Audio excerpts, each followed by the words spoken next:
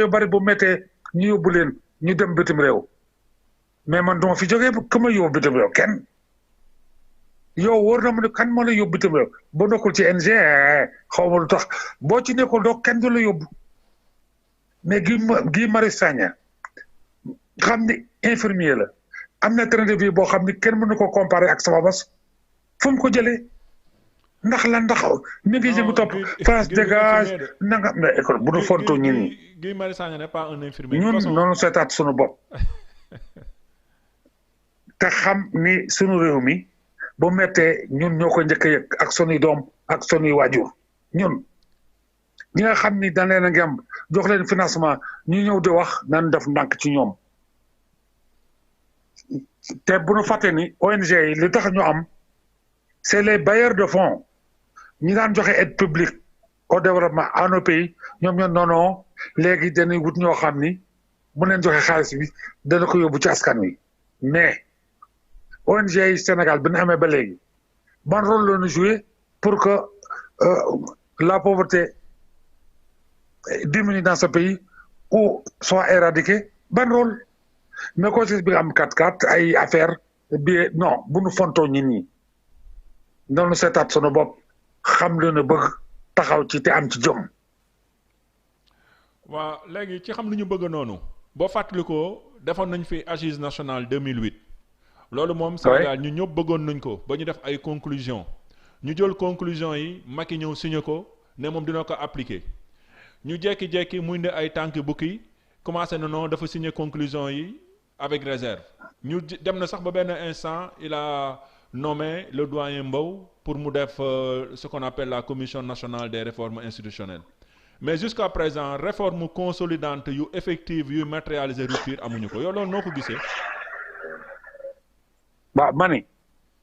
yow da ngay wax loo xam ne sawar naa ci gis nga assise nationale koo xam ni xam na luy assise nationale xam na rôle bi PIT joué ci loolu ndax ñun PIT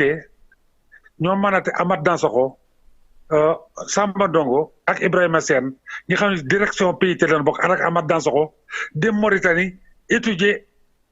les assises nationales de la Mauritanie xam ni nu doxale ñëw Sénégal wax Benno Siggil Sénégal lan lañu gis Mauritanie loo xam ne bu nu ci taxawee dañu mën a am ndam dañu mën a fexe ba réforme yi nu bëgg ñu am ko mooy lan dajale askan wi ñi nga xam ni vraiment c'est les forces de la nation ñu toog taxaw xalaat li nu war def pour réew mi jëm kanam Mauritanie dañ ko jële de Amath Dansokho Samba Ndongo nem si yàlla Amath nekkutu fi Samba Ndongo ak man te waa Benno Siggil Sénégal ñi ko gànk yëpp ñi ngi fi ba mu des Tanor Dieng dem si yàlla si mi ngi fi xam na ni ñun ñoo ñëw proposé loolu am na ñu doon wax sax non da def état généraux ñu leen bu nu sonal nit ñi yooyu yëpp am na fi conférence nationale ñu leen yooyu yëpp am na fi sottiwul dara li sotti boo am Mauritanie nan ko def bin ko defee gis nañu force vive de la nation yëpp ñoo bokk taxaw xalaat génne diagnostic boo xam ni ñëpp ci d'accord diagnostic daa wax de mooy la xam ne doxal ci Sénégal ñëpp ci d'accord mais fan la ñu amoon difficulté mooy lan mooy solution problème yooyu mënuñu woon am solution consensuelle am na diagnostic consensuel mais mënuñu am solution consensuelle lu nu mujj def mooy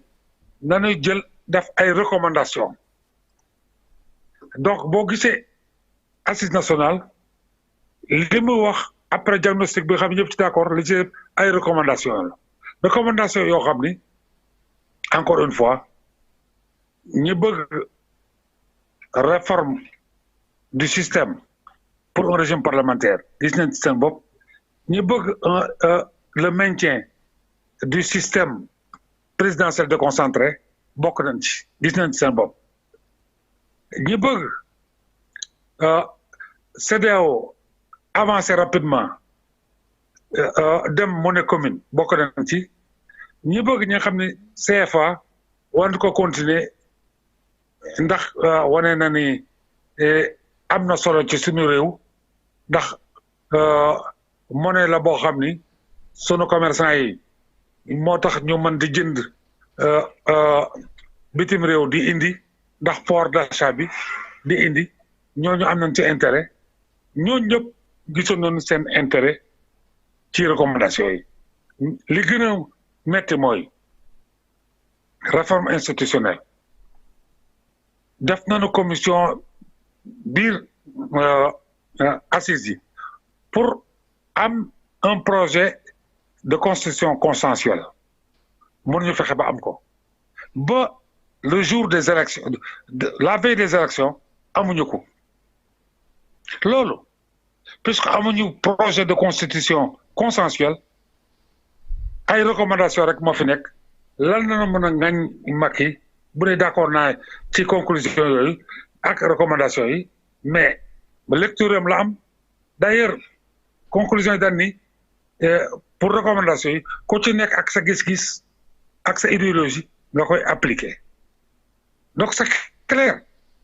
Macky trahirul kenn mais c'est que Assise nationale moo amul consensus pour une constitution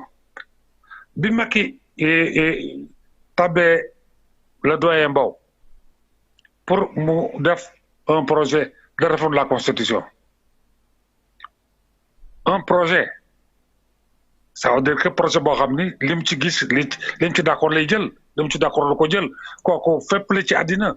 un projet c'est un projet ce n'est pas comment un acte obligatoire c'est un projet bi mu ko defee gis nga même ñun PIT waxoon na ni écoutez projet de réforme bi te am na ouverture bu mu def boo xam ni vers le régime parlementaire loolu moo tax ñu d'accord ci mooy lan dafa ni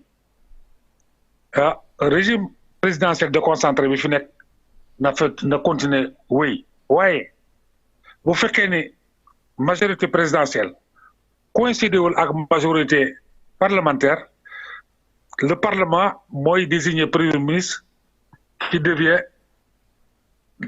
le chef du gouvernement et qui décide de la politique de la nation qu'il met en œuvre sous le contrôle de l'Assemblée nationale donc xam ko ouverture la moo loolu moo tax ñu ni ñun d'accord nañ ci loolu mais am nañu ci d'accordul Macky d'accordu ci ndax loolu comment dire conclusion de l'Assemblée nationale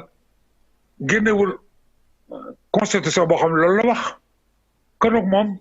dafa jël li ñoom président Mbow def mu seet lan la d'accord ak lan la d'accordul te loolu ci njëlbeen waxoon nañu ni bi mu ñëw Benno Siggil Sénégal ni régime parlementaire d'accord ci clair donc ku wax de way Macky respecté wul conclusion yi dañu xamul ñoom conclusion yi lan la wax ak nan la tëddee loolu moo ci nekk ñun ñi nga xam ne ñoo doon ndey mbill bi nekk ak moom ànd ak moom def lu nekk pour que projet constitution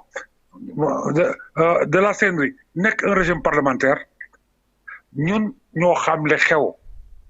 moo tax des fois bu ñu waxee ci wéy li ngeen nekk ci gouvernement moo tax mais ñi koy wax xamuñu le xew xamuñu daal a doxee ndax encore une fois bu fekkoon ni conclusion assises nationales yi dafa ni régime parlementaire la ñuy def ma ni ñun PIT duñu bokk ci kenn koo xam ni da ngay wéyal régime présidentiel mais waxu ko ndax dafa ni ci recommandation dafa ni président dana koy fal au régime dana koy fal au suffrage universel direct ñu ne loolu mooy régime présidentiel xam nga loolu assise yi wax dana koy fal au suffrage universel direct ñu ne loolu quand même mais ñu ni non waaye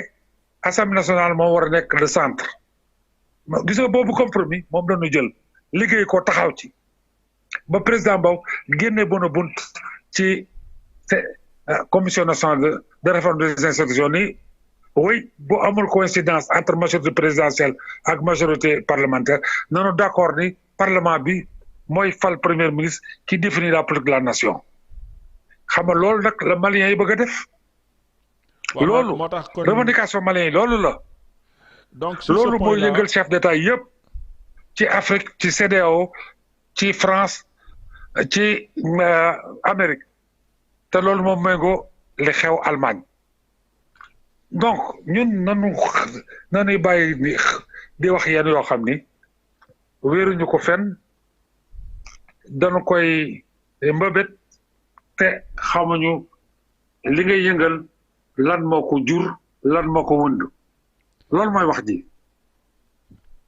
waa léegi benn question xam nga